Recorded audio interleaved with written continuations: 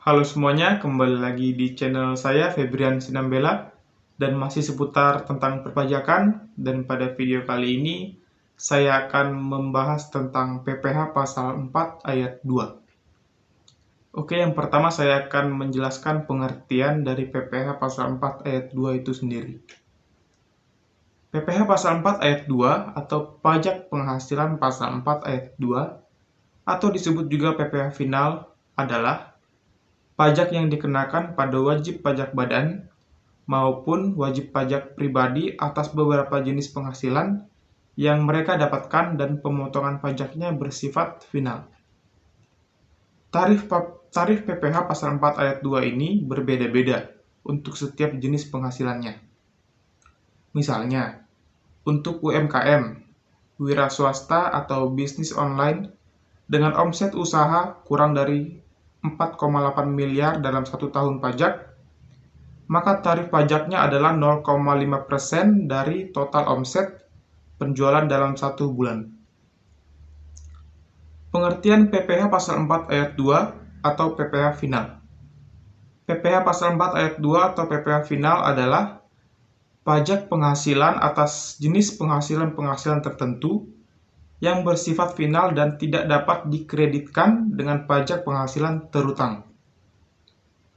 Istilah final di sini berarti bahwa pemotongan pajaknya hanya sekali dalam sebuah masa pajak dengan pertimbangan kemudahan, kesederhanaan, kepastian, pengenaan pajak yang tepat waktu, dan pertimbangan lainnya. Oke, mungkin saya langsung ke contoh perhitungan soalnya ya. Oke, di sini ada Aditya menyimpan uang di bank ABC dalam bentuk deposito sebesar 100 juta rupiah dengan tingkat bunga 12% per tahun. Atas deposito tersebut, Aditya menerima bunga setiap bulan sebesar 1 juta. Nah, pertanyaannya adalah, berapakah besaran pajak yang harus dibayarkan atas bunga deposito Aditya? Nah, ini adalah jawabannya. PPh pasal 4 ayat 2 yang dipotong. Bank ABC adalah 20% kali 1 juta sama dengan 200.000 rupiah. Pajak deposito per tahun sama dengan 200.000 rupiah kali 12 bulan sama dengan 2.400.000 rupiah. Jadi itu contoh sederhana perhitungan contoh soal sederhana perhitungan PPh pasal 4 ayat 2. Oke, selanjutnya saya akan menjelaskan tentang objek pajak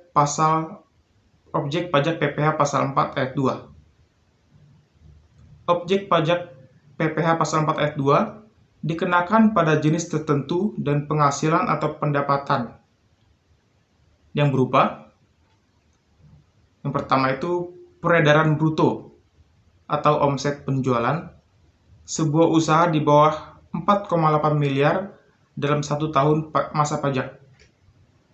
Lalu, bunga dari deposito dan jenis-jenis tabungan, bunga dari obligasi dan obligasi negara, dan bunga dari tabungan yang dibayarkan oleh koperasi kepada anggota masing-masing.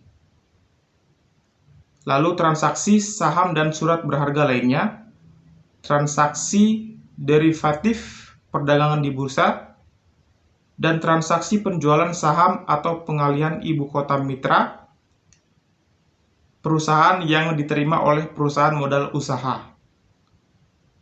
Selanjutnya, transaksi atas pengalihan aset dalam bentuk tanah atau bangunan, usaha jasa konstruksi, usaha real estate, dan sewa atas tanah dan atau bangunan. Dan pendapatan tertentu lainnya sebagaimana diatur dalam atau sesuai dengan peraturan pemerintah. Ketika PPh pasal 4 ayat 2 ini dikenakan atas transaksi antara perusahaan dengan seorang individu, di mana perusahaan bertindak sebagai penerima penghasilan tersebut, maka perusahaan wajib menyelesaikan pajak ini saja. Sedangkan dalam kasus transaksi yang terjadi antara dua perusahaan, maka pembayar harus mengumpulkan dan menyelesaikan pajak, bukan penerimaan penghasilan. Maksudnya bukan penerima penghasilan. Mungkin sekian video pembelajaran mengenai PPh pasal 4 ayat 2 pada video kali ini. Semoga video kali ini dapat bermanfaat buat kita semua. Dan sampai jumpa di video berikutnya.